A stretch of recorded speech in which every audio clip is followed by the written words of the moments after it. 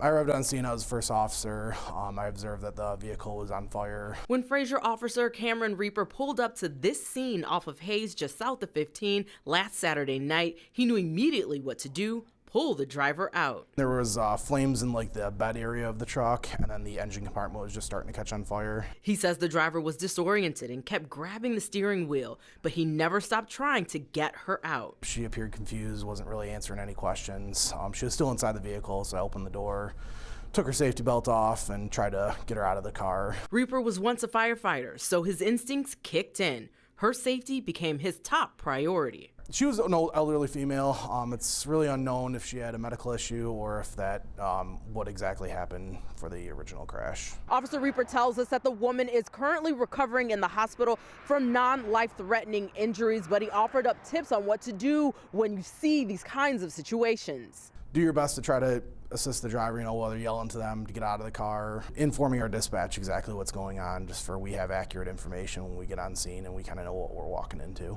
Reaper says he's no hero, but he's grateful he was able to help her. I'm glad she's okay. Glad that she didn't get hurt or injured too bad, and that she's living. In Fraser, Lauren Edwards, Fox 2 News.